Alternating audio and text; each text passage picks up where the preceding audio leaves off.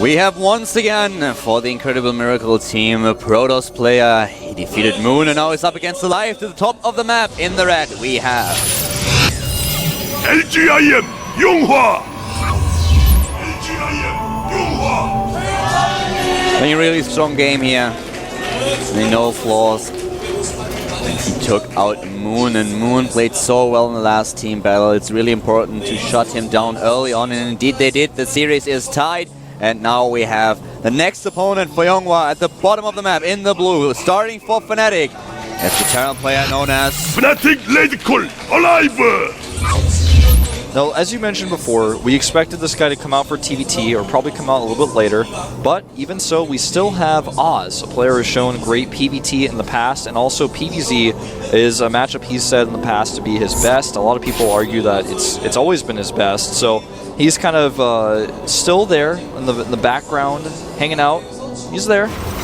It's going to be very... I'm actually really looking forward to this. Alive, while stating... I just mentioned it before we started the game. Well, he stated over and over again that he feels most comfortable in the Terran versus Terran. He really excels in the matchup against Protoss, and this is a big problem right now. If Fnatic is able to secure the second spot, then suddenly it will be on IM to choose another player. So I really like what we've seen here so far by the Fnatic team.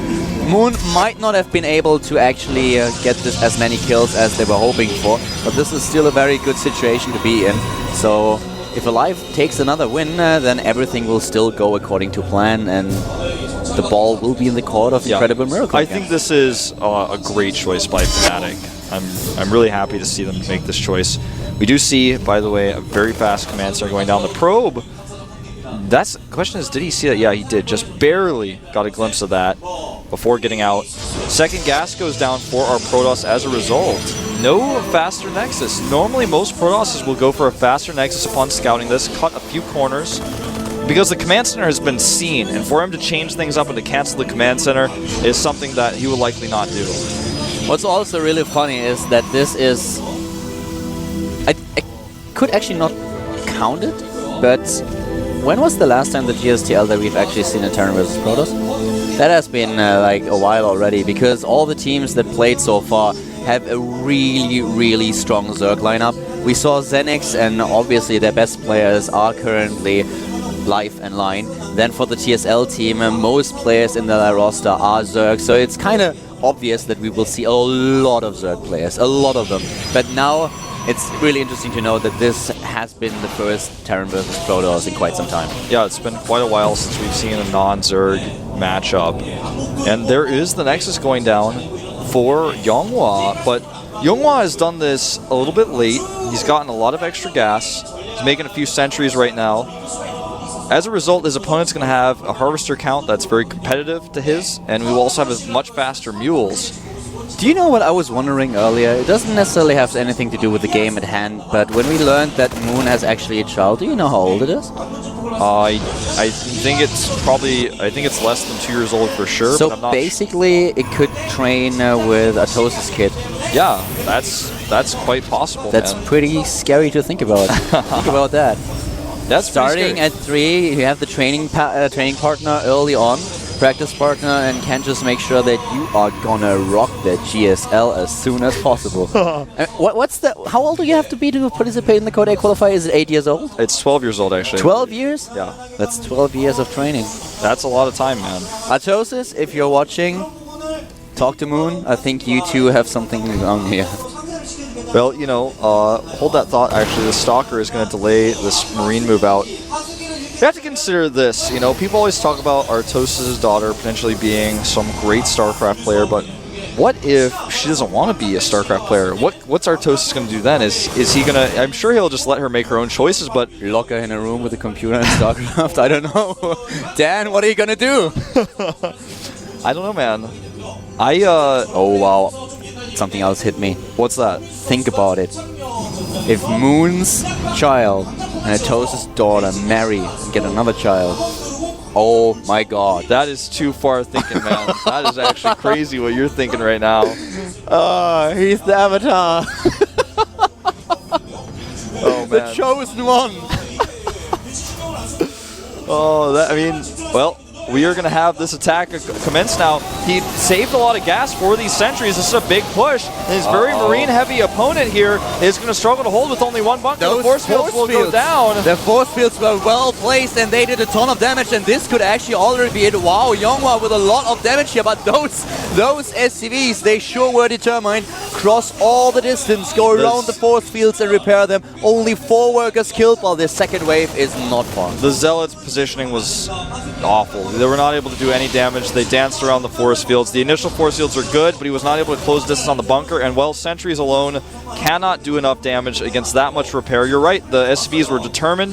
They got in there, they repaired, and as a result, now Alive is leagues ahead. He holds this. He's got medevac tech out already. Yonghwa is just now finishing his robotics facility. Yeah, he's got +1 armor on the way, but everything else is great for our Terran player.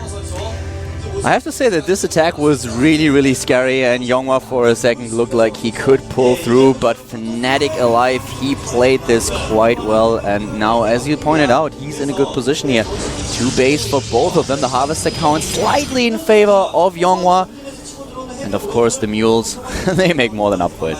But dropship time. Yeah, the drops are commencing. No big push out because he lost enough resources in his Marines that he doesn't really have that strong force he can use anymore. He lost a decent amount of units. I mean, even though he held and his tech is good, he lost a lot of units, and the problem for him is that Yonghwa has made the perfect choice after seeing that composition.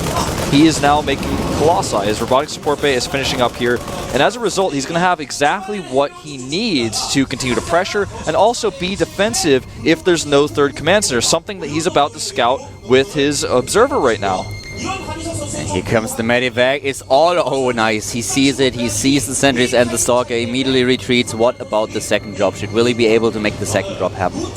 Well, he's going to try, but there are some units in position, mostly Zealots here, so yeah, he may get a pylon, but it's not going to be worth it to commit, and he does decide to back away, not even going to try it.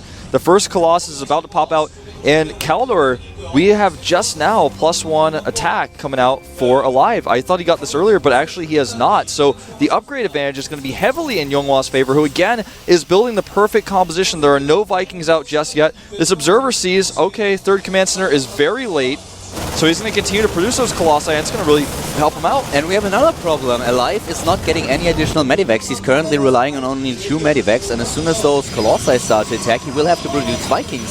So his medivac count will be very, very low. Now finally, medivac number 3 and 4 have been started. Yeah, the problem for Alive is, as far as tech goes, he got his 3rd and 4th gases a little bit late, so he wasn't able to afford all his medevacs as early as he wanted to.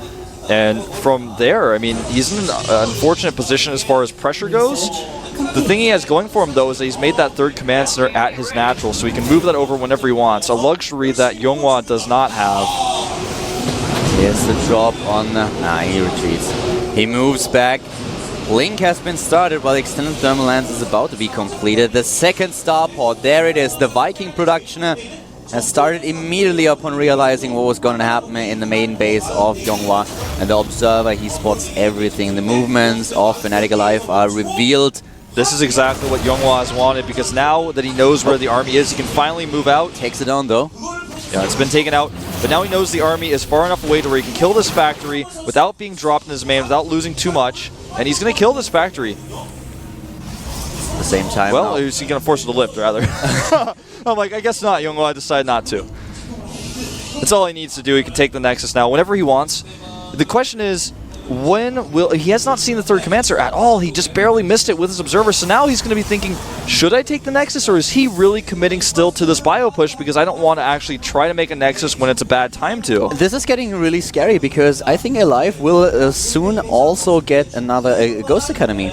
With the 3rd base, he will have the resources to do it. At this point, we have him with another engineering bay, and also, of course, the armory to start the +2 upgrades. He's going for 1-1. But as soon as that 3rd base economy hits, he will add another tech, and he already is prepared for his opponent's Colossi. We have 4 Vikings. He's getting 4 at a time as we speak, and his Viking count will be able to deal with a Colossi threat in the army of Yonghwa.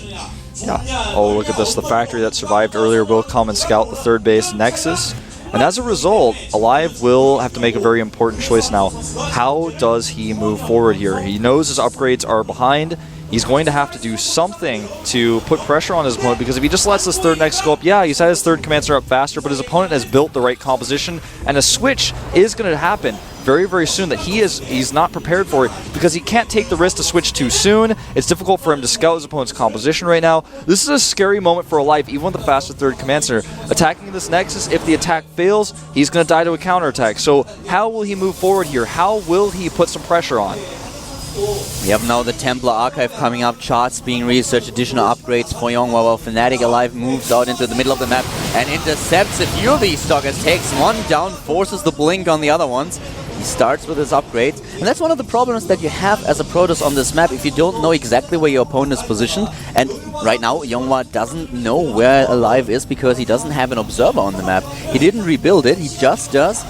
But as long as he doesn't know where it is, there could always be a flank. You have to be very careful with your force fields. It's so hard to force field a Terran successfully if you fight in the middle of the map, especially against Stim. Yonghwa is making such a smart choice right now, Kaldor. He's actually... The Ghost Academy is being made for Alive, but Yonghwa, he is moving out. He's actually... since he saw the movement of Alive's army, he's like, alright, I'm pulling my drop defenses, because if he fights me straight up and I have that many Zealots and a few Stalkers in the main base, he'll kill my army. I actually need everything right now. I have the upgrade advantage. If I need to do a Warping in the main, I guess that's what I'm going to have to do, because I don't have scouting information. He's taking a little bit of a risk here, pulling those defensive units out, but he's hugging the side of his base. And now he's seen with the observers, like, alright, the attack did not happen. I'm actually going to move out. I'm still at risk of potential drops because I don't have pylons in position, but I want to fight this army now with my upgrade advantage. 14 Vikings against those 4 Colossi. Another one has been started. We have Ghosts building, +1 ship upgrade for the attack. Murvus Reactor has been started as well. Both of them on 200 supply. 3 base against 3. Fnatic Alive claiming the middle of the map. Has to be careful though with his Vikings. One of them dies immediately here.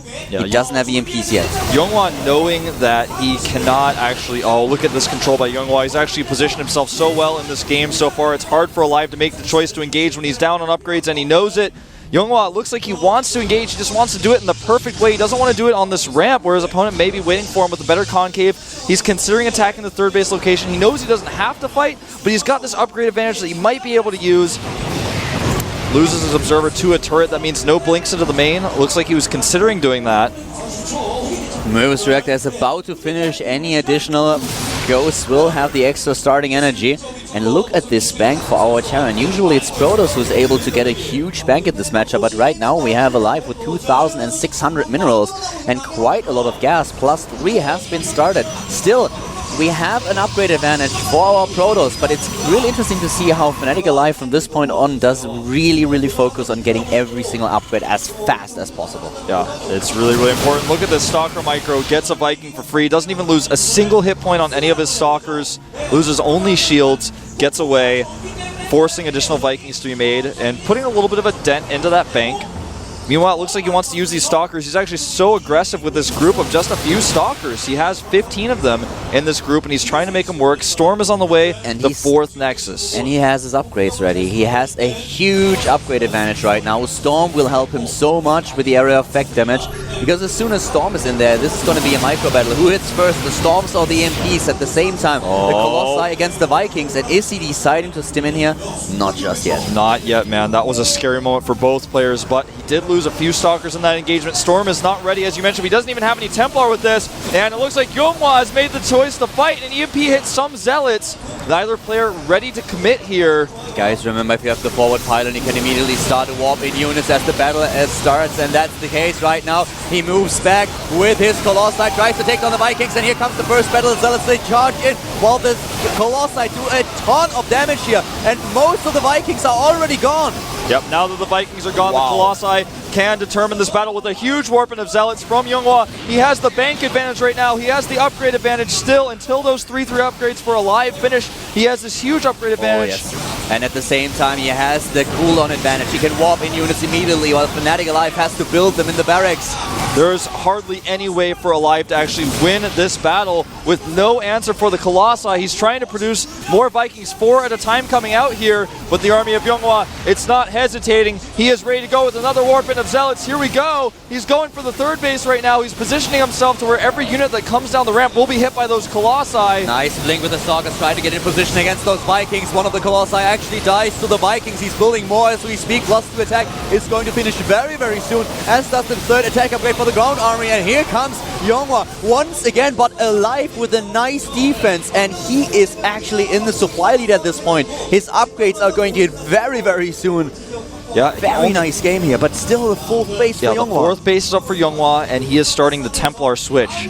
Actually, every time he makes Templar, he does have Storm, but he keeps making Archons. If he actually makes the switch and gets a few Storms ready, then he will crush this army of Alive, because Alive does not have enough Ghosts to deal with that just yet. Here we go. I'm not sure if this is the right moment for Younghwa to engage, because the Viking count is back up, and he's about to have +2. Oh, and here we go once again. The stim has been used. He snipes a few of those Zealots while the Vikings go for the Colossi. One is already dead and gone, and now here comes the Stutter Step for Alive, and he is doing a ton of damage. But on the other hand, we have the LGIM player warping in more units, but without the Colossi support, he needs to back off here. Yep, and you know, I feel Younghwa hesitated a little bit here, and Alive, man, he was so good about how he engaged. This battle is not over, though. The upgrades have been evened out by Alive now, and there are not enough Zealot support for these Stalkers. He's going to have to blink back more Zealots, though, warping in, and he has a Storm. The first Storm does occur. Not a ton of damage done with that, but now the threat is there, and the Ghost count now at 0. He has no Ghosts. Only 3 Medivacs for Alive, and he has no energy on them. A Dark Shrine is coming up now for Younghwa, and Alive. He needs more Medivacs in this. And he needs more bases. He's now been able to land his command center at the 4th base, but as soon as it is spotted, as soon as Younghwa spots it, he is going to be able to crush it. In fact, he immediately picks up and leaves, knowing this is not a safe location. He can't control the center now. He can't go up there against potential Storms. Oh, this is going to be such a good engagement for Younghwa if he actually gets up this ramp. He's going to be able to take out some SCVs here. He has Templar in this mix. He moves in, takes down the barracks. The production buildings are being attacked. There are Archons in the mix. Another Colossi joins. Dark Shrine is halfway done. A drop, though, at the 4th, taking down a ton of units and focusing now on the Nexus. He will get it. Yeah. This is what the Dark Shrine is going to be for, but it was not ready in time. The Medivacs will be taken out, but this gives Alive now a very good position on the map. Alive reproduced Medivacs. He's now at 5 Medivacs. Finally a little bit of healing going on for all of these Marines, and he needs it. There are 7 High Templar in the middle of the map with Storms available. That is so scary to think about. He's making 5 Ghosts right now, and he's going to have a total of 8 when those last 3 finish. But, I mean, right now, these Storms are available. They are ready, and he is going to have to get those EMPs off. If you have Ghosts in the army, that itself is not enough. You have to snipe, you have to EMP, and with this many Archons and with the Colossus in the mix as well, it's not going to be an easy task. A lot of Ghosts now in the mix for Alive. A lot of High Templar for Younghwa, and this is gonna be the caster battle. The Templars against the Ghosts, and here we go. He has Observers, but the Ghosts a little bit ahead of themselves. They all die, and now there are still Storms available, and they begin to be dropped. And the problem is he has to walk down the ramp. A beautiful spot for Storms. He's trying to use them. No Ghosts on the high ground to use another EMP, but he snipes them with a small force of Marauders. Well done by Alive here, but he's down 40 supply, and this position is really, really bad. He has to attack into the choke points, and this is not what you want to do. That's never what you want to do, and there are so many Archons. They have +1 shields. They have 3/3 otherwise. The Zealots charging in, and look at the supply, 186 to 119. Even without the 4th Nexus, he's remaking one in the center, and I think Alive is basically spent here. He was not able to deal with the composition of Younghwa, the control, the decision-making. GG! Younghwa with another win. His team is now in the lead. He takes down Moon, he takes down Alive. The Terran player for Fnatic was not able to put another point on the scoreboard for his team. Alive dies on Antigua. Yep, and you know, Alive was a great choice by Fnatic. It was a little bit of a risk, but I think it was a smart choice. But now that they've lost him, there's no Phoenix down, man. He cannot be revived. He's not coming back. So Fnatic is in an awkward position now where they have to take out this Protoss. And I think now may be the time to use Todd. Yeah. That's what I'm thinking. He prepared for Inori. He prepared for a Protoss player. He hates the matchup against Zerg. He's definitely going to play against the Zerg player. It might be time for Todd. It may be time for Todd. They have Oz. Yeah, they have Oz as well. Also a great PvP player. He has shown poor PvP recently, but in the past, he's shown great PvP. And Oz is a very strong all-around player. I think they want to save him now, because if you lose Oz and Alive, your team has a lot less power. Now, don't forget about Night End. He's on the bench as well as Byo. So all of these players are actually really, really good, and Fnatic still has a lot of depth in their lineup, but they lost a great player in Alive. Talking about Night End, that's something that I want to point out. We talked to him about his performance in the match that he played against China's, the opening match versus TSL, and a lot of people were wondering about his timings, why he never got the Stargate, and he prepared a certain timing push, but he was a little bit nervous in the booth, and he scouted the timing of Shine's Spire, and we mentioned it during the cast that Shine kind of forgot to build a Spire. So Alive wanted to, Night End wanted to hit his timing, and he moved out, but he scanned and scouted. Right. He saw the Spire was and he was like, the Spire is late. I have a little bit of time left. So delayed everything, and it was too late. But his timing attack did not work. Just to give you some information about the performance that he had. Oh, it's Byo. He's coming out. Coming out very soon here. Yep. We saw him play last time in Fnatic's match. He was not able to take his win. Yep, exactly. But he played the last time as well, and he was defeated by Symbol. Yep, and I mean, pretty much everyone has been defeated by Symbol these days, so we didn't really get to see that much out of him. He has played a few matches online, but this is going to be his second GSTL appearance. And the question is, will he be able to take out Younghwa? I mean, Younghwa has shown already a good PvZ. He's shown PvT. They're putting out another Zerg rather than PvPing him. And I gotta say, I think Hwani's choice here is decent, you know? There's something in Byo that we have not seen yet. We're having a 5-minute break, guys, before we head into the match. It's gonna be another Zerg versus Protoss, as Byo is now up against Younghwa, with Fnatic up against Incredible Miracle. We are back in 5 here at the GSTL with Colin Wolf.